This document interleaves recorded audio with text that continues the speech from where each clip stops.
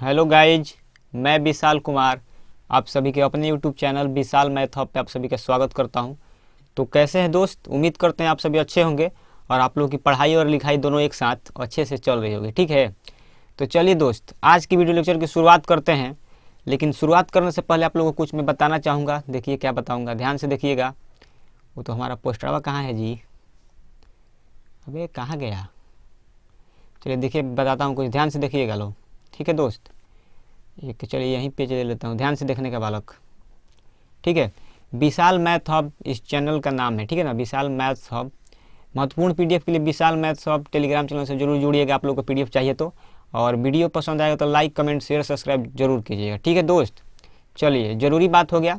वैसे तो CYPM competition classes में पढ़ाता हूँ, आप सभी जानबे करते हैं। जो बच्चा नए न्यू स्टूडेंट जो देख रहा है ना, जो न्यू स्टूडेंट आज वीडियो को देख रहा है, इस वीडियो को आज, वो जरूर अगर चाहता है कि महाराजगंज क्षेत्र में पढ़ने के लिए तो कंपटीशन क्लास में ज्वाइन हो सकते हैं। जिस कंपटीशन क्लास का क्या नाम है? CYPM competition classes. ओके, चलिए दोस्त, इन्हीं सब बातों के साथ वीडियो लेक्चर की शुरुआत करते हैं। ध्यान से देखिएगा लोग, मैं 2 वीडियो लेक्चर करा चुका हूँ, ये तीसरा वीडियो लेक्चर है ना। तो सबसे पहले मैं क्वेश्चन नंबर 43 को डिस्कस करूँगा। देखिए किस तरह का क्वेश्चन पूछा जाएगा आप सभी के एग्जाम में। क्वेश्चन जो है योग, अंतर और गुणनफल पर आधारित जितना भी प्रश्न है वही सब पूछा जाएगा। ठीक है ना, तो वो ध्यान से देखिएगा कैसे बनेगा, इस क्वेश्चन को कैसे बनाया जाएगा बता रहा हूँ, ध्यान से देखने का। ठीक है, इस क्वेश्चन का आंसर होगा ऑप्शन नंबर सी, कहो ना प्यार है। ठीक है, ऑप्शन नंबर सी 13, कहो ना प्यार है। देखिए कैसे बनेगा। 3 क्रमागत विषम संख्याओं का गुणनफल क्या होगा ये बताना है। तो इसका एक डुप्लीकेट पेज लेके मैं बता देता हूँ कि कैसे बनेगा। ठीक है, ध्यान से देखिएगा थोड़ा सा। सबसे पहला बताता हूँ, क्या ट्रिक्स बताऊँगा। सबसे पहले कैसे बताऊँगा? ट्रिक से। तो ट्रिक से देख लीजिए। ठीक है दोस्त, देखिए कैसे करेंगे। सबसे पहले मैं ऑप्शन से बताऊंगा, बाई ऑप्शन। एक सेकेंड, बाई ऑप्शन मतलब ऑप्शन से कैसे सॉल्व किया जाएगा इस क्वेश्चन को, वहीं आप लोग के साथ डिस्कस करूंगा। ठीक है ना, तो देखिए दोस्त, बोल रहा है कि 3 क्रमागत विषम संख्याओं का गुणनफल 1287 है। तो क्या होगा आंसर? तो सबसे पहले देखिए, मैं मान लेता हूँ कि 13 ही आंसर है। वैसे तो 13 ही आंसर है, बताता हूँ कैसे यही आंसर होगा। तो 13 सबसे बड़ा है, तो 13 मान लिया। 13 से पहले कौन सा विषम संख्या रहा होगा? तो आप लोग कहेंगे 11। 11 से पहले कौन सा रहा होगा? 9। तो 9, 11, 13 को गुना करने पर अगर आ जाएगा कितना? 1287। तो सही है, नहीं तो गलत है। ठीक है, तो यही तो होगा। 1200 कितना आएगा? गुना कीजिएगा तो 1287 आएगा। इसको आप लोग देखिए कुछ इस प्रकार आप लोग मैच कर सकते हैं। 11 9 99 का 9 लिखेंगे, यूनिट डिजिट से मैं मैच करा देता हूँ।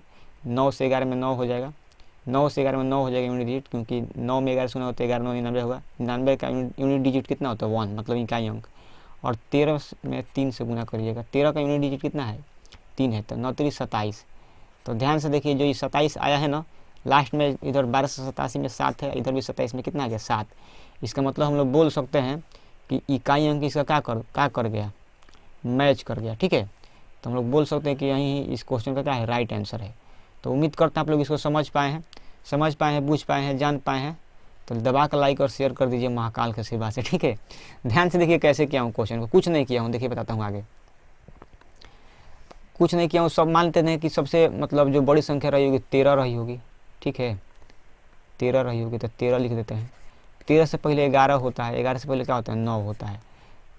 तो ये तीनों को गुना करने पर कितना आ रहा है? 1287 बोल रहा है, दे रहा है। तो पूछ रहा है, जानते हैं क्या कि सबसे बड़ी संख्या क्या है? तो सबसे बड़ी संख्या 13 है, और बड़ी संख्या पूछेगा तो क्या आएगा? 13। ठीक है, और वहीं छोटी पूछ देगा, छोटी संख्या, तो छोटी क्या आएगा? छोटी आएगा 9। ठीक है, तो देख लीजिए दोस्त, आंसर सबसे बड़ी संख्या कितना आया? 13, और सबसे छोटी संख्या कितना है? 9। लेकिन दुख की बात है कि इस क्वेश्चन में क्या पूछा है? बड़ी संख्या ही पूछा है, तो 13 आंसर आएगा। ठीक है, और पता ना दुख की बात है कि सुख की बात है, आप लोग बुझिएगा। ठीक है, SSC का पूछा हुआ क्वेश्चन है, ऑनलाइन स्नातक स्तरीय परीक्षा टियर 1 मतलब CGL का जो एग्जाम होता है ना, उसमें का प्री में पूछा गया क्वेश्चन है 16 अगस्त 2017 को। यही सब एग्जाम रेलवे में, बैंक PO में, ठीक है, SSC GD, SSC CHSL, SSC MTS में पूछा जाता है। ठीक है ना, तो ध्यान से देख लीजिए, 2017 का क्वेश्चन पूछा गया है।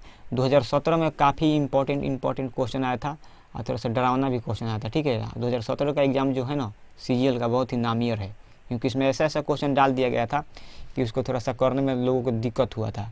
तो वही सब क्वेश्चन है। ठीक है ना, तो ये तो हुआ ट्रिक से मैं बताया हूँ, यूनिट डिजिट से मतलब इसको बोलेंगे यूनिट डिजिट का यूज करके मैं बताया हूँ। लेकिन आप लोग बोलिए कि सर इसको बेसिक से कैसे करेंगे। तो देखिए, अगर पहला विषम संख्या x है तो दूसरा क्या होगा, 2 बढ़ता है तो क्या हो जाएगा x+2, और तीसरा क्या होगा x+3। x+3 नहीं होगा भाईजान, क्या होगा x+4 होगा। ठीक है, इस सब को गुना करने के बाद कितना आया है 1287। ठीक है ना, कितना आ रहा है 1287 आ रहा है। तो यहाँ से x का मान जो निकलेगा ना, x का मान निकलेगा 13। ओके, x का मान कितना निकलेगा, x का मान 13 नहीं निकलेगा, x का मान 9 निकलेगा। ठीक है, x का मान 9 निकलेगा तो x+4 को ये तो 13 आ जाएगा। तो बेसिक से ऐसे किया जाएगा। ठीक है, इसको यहाँ से त्रिघात बहुपद बनेगा। ठीक है ना, तो थोड़ा कॉम्प्लिकेटेड हो जाएगा, तो आप लोग उस तरह मत समझिए। अगर समझना हो तो कमेंट कीजिएगा, मैं बना दूंगा वीडियो। ठीक है, चाहे आप लोग मेरे से ऑफलाइन बैच में बोलिएगा लो, मैं बता दूंगा। लेकिन त्रिघात बहुपद तोड़ने में दांत लगने लगता है। ठीक है, ये 3 डिग्री का मतलब बहुपद बन जाएगा, उसमें x का मान पता लगाना मुश्किल ही नहीं नामुमकिन हो जाएगा आप लोगों के लिए, लेकिन मेरे लिए तो ऐसा नहीं है। ठीक है, आप लोग बोले तो मैं बता दूंगा बेसिक से भी। ठीक है, लेकिन फिलहाल आप लोग गवर्नमेंट जॉब का तैयारी कर रहे हैं ना, प्रिपरेशन कर रहे हैं, तो उसमें बेसिक से नहीं बनाने का कुछ फ़ायदा नहीं है, समय बहुत ज़्यादा जाएगा। जितना काम है उतना ही कीजिए, तो इसको ऑप्शन से मतलब सॉल्व कर देंगे, आंसर आ जाएगा। ठीक है ना, तो यहाँ पे मैं किस चीज़ कैसे बनाया हूँ, ऑप्शन का प्रयोग करके। ठीक है, बाई ऑप्शन। ऑप्शन मतलब तो आप लोग जानते करते हैं ABCD। ठीक है, तो इसका आंसर कितना होगा 13। उम्मीद करता है आप लोग समझ गए हैं, बुझ गए हैं, जान गए हैं। तो चलिए चलते हैं अगले क्वेश्चन पे। ध्यान से देखिए, क्वेश्चन ये बैकग्राउंड है, ध्यान से देखिए क्या क्वेश्चन बोल रहा है कि 2 संख्याओं का गुणनफल 36 है और उनका योग कितना है 13 है, तो दोनों संख्याओं के बीच का अंतर। SSC का पूछा हुआ क्वेश्चन है, FCI में पूछा गया है। ठीक है, 2012 का। तो देखिए क्या बोल रहे हैं, मान लेते हैं कि पहली संख्या A है, दूसरी संख्या B है। ठीक है ना, तो दोनों को गुना करने पर कितना आ रहा है 36। ठीक है, और जोड़ने पर कितना आ रहा है 13।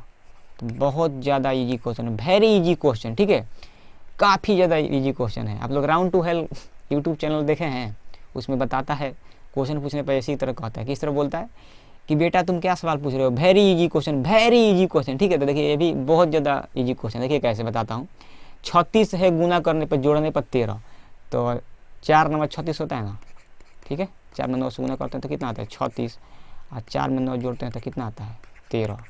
यानी कि हम लोग बोल सकते हैं कि पहली संख्या 4 है, दूसरी संख्या क्या है 9 है, और पूछा है A-B। ठीक है, देखिए दोस्त, अंतर जब निकालने का बोले तो क्या करते हैं हम लोग, 4 में से 9 घटा दीजिए, ऑप्शन तो माइनस में नहीं है तो हम लोग मॉड लगा देंगे। तो 4 में से 9 जाएगा तो कितना आएगा -5, और -5 का मतलब क्या होता है 5 होता है, मॉड हटेगा तो। ठीक है, तो इसका आंसर क्या होगा, ऑप्शन नंबर C को होना प्यार है। देखिए अंतर जो होता है ना हमेशा धनात्मक होता है, तो हम लोग ऋणात्मक नहीं लेंगे। ठीक है, और वैसे भी ऑप्शन में ऋणात्मक में ऑप्शन कोई नहीं है, इसीलिए इस क्वेश्चन का राइट आंसर क्या होगा, ऑप्शन नंबर C को होना प्यार है। ठीक है, चलिए आप लोग 44 समझ गए ना, चलते हैं 45 की ओर। उम्मीद करता है आप लोग समझ गए होंगे। इसमें पूछा गया है कि अगर पूछता सबसे बड़ी संख्या तो 9 हो जाता। ठीक है, और सबसे छोटी संख्या पूछता तो क्या होता है 4। इसी तरह का क्वेश्चन आता है। आसान डाटा देके आप लोग को यहाँ देखिए मैं बता रहा हूँ, आसान डाटा देके आप लोग को एग्जाम में पूछा गया है, बता नहीं रहा हूँ, लेकिन आप लोग को मैं बहुत कठिन सवाल कराया हूँ, इस पर कराया हूँ ना, आप लोग को याद होगा। ठीक है, एक दिन आप लोग को ऑफलाइन बैच में कराया था, मेरे को जहाँ तक याद है, आप लोग को भी याद होगा।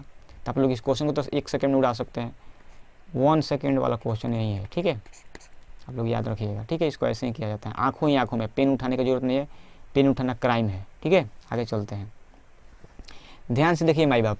क्वेश्चन, 2 संख्याओं को जोड़ने पर 37 आ रहा है, मतलब A+B कितना है 37 है। पहली संख्या A मान देते हैं, दूसरी संख्या क्या मानते हैं B।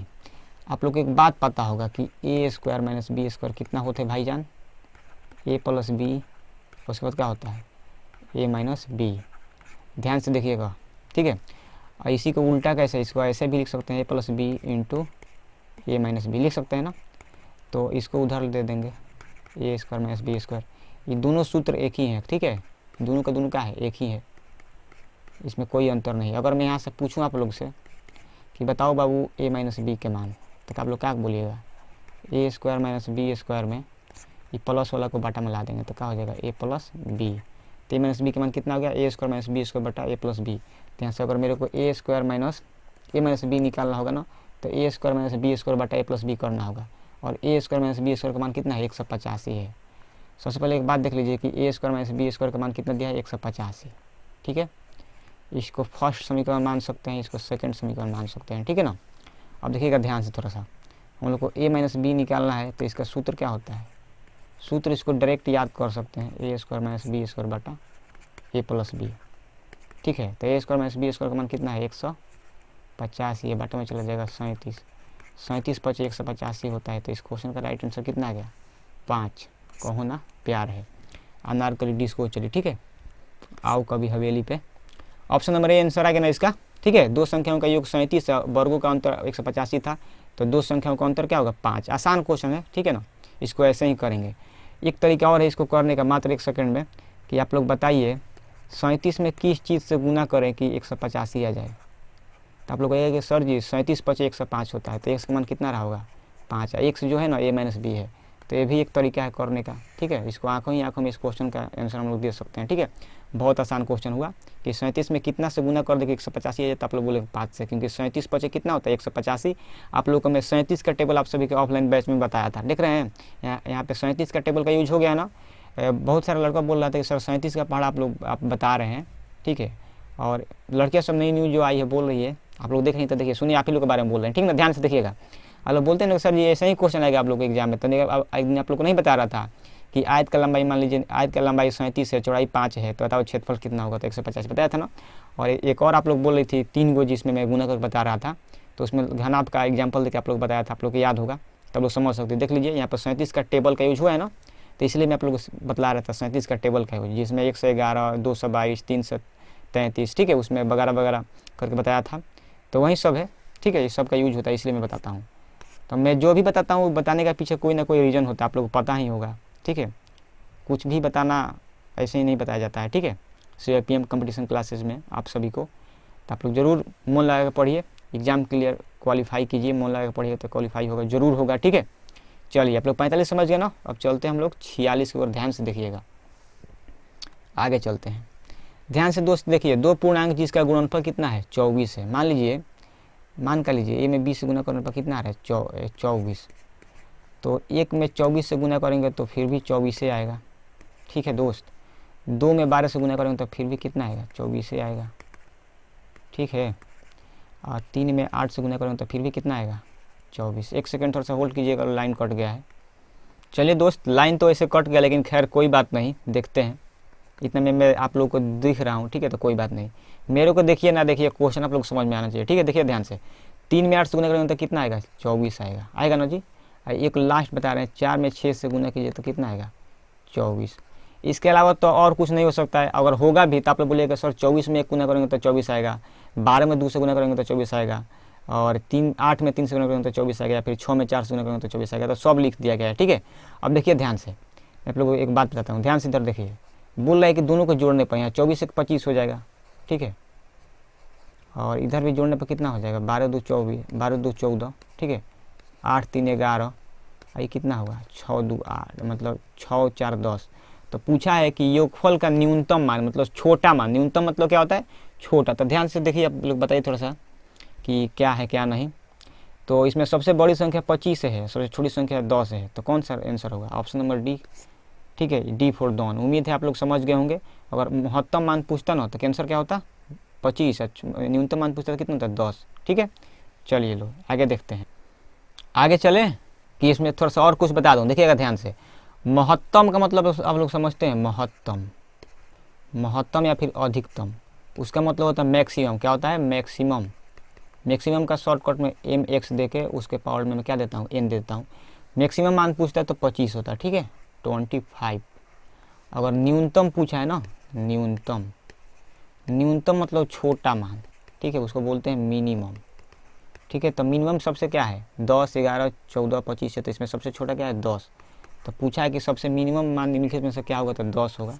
ठीक है, यही ना होगा, और कुछ तो नहीं हो सकता। ये 8 में ही होगा। आप लोग पूछिएगा कैसे, 8 में जोड़ने पा ही नहीं रहा है, बाकी सब गलत है।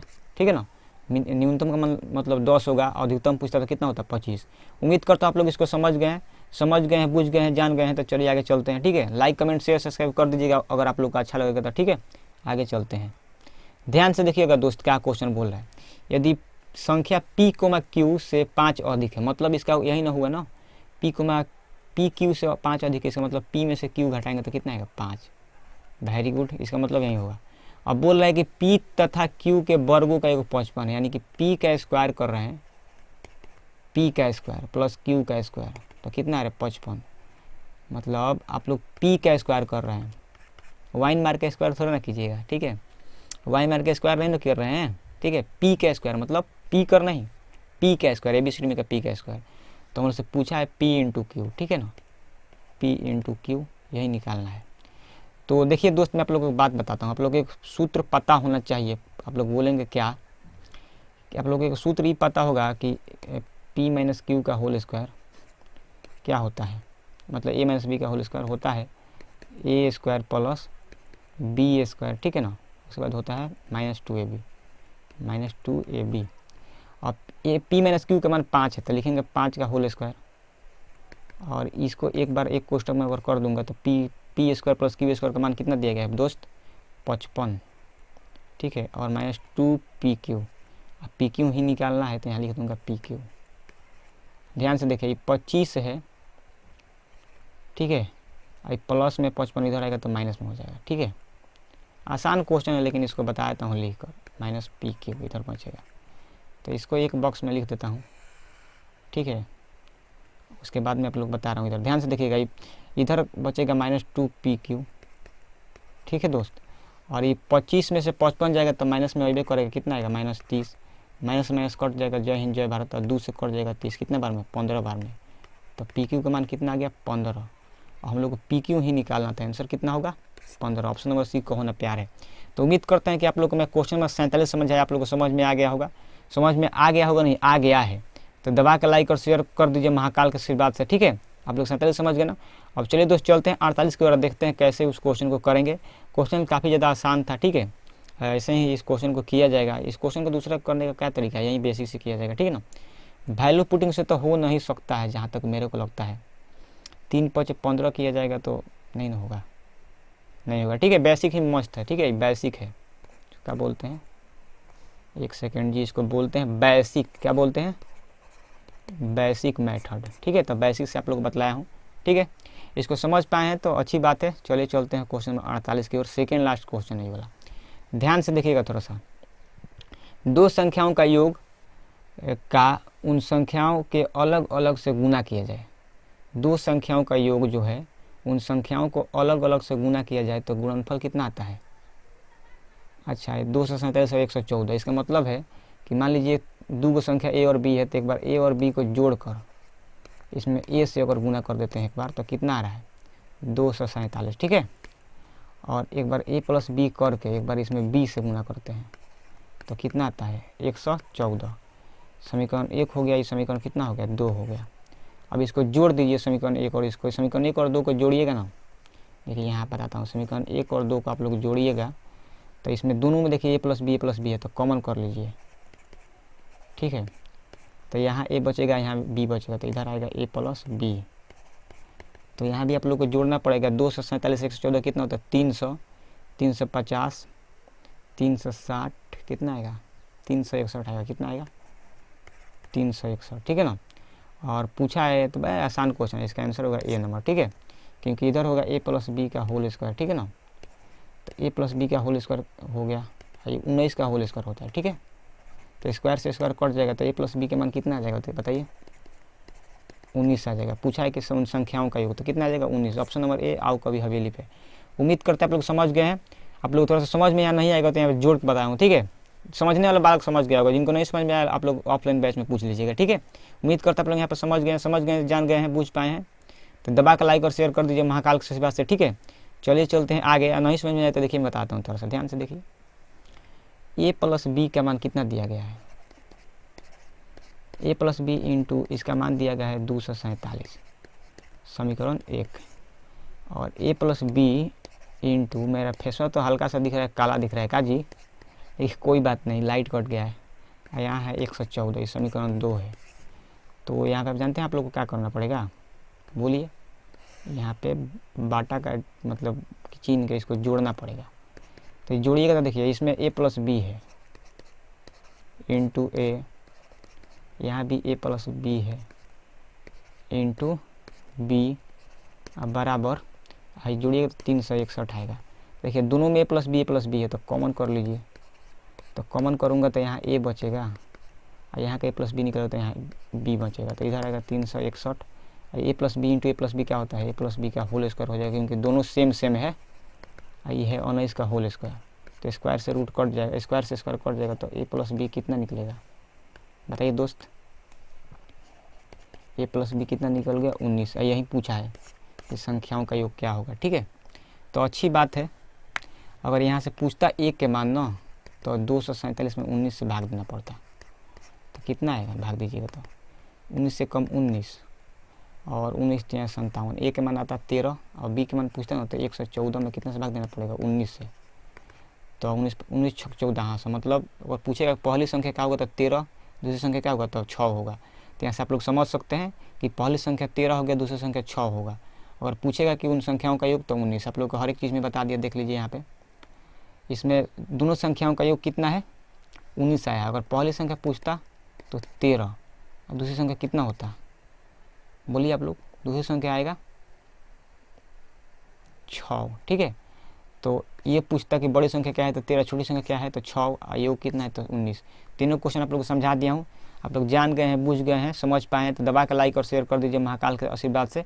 लास्ट क्वेश्चन पर चलते हैं, ध्यान से देखिएगा। ठीक है, 49 नंबर पे चलिए दोस्त, 49 नंबर क्वेश्चन देखते हैं क्या बोल रहा है। 4 अभाज्य संख्याओं को आरोही क्रम में है, उनमें प्रथम 3 का गुणनफल 455 है। ठीक है, और अंतिम 3 का गुणनफल कितना है जी 1729 है।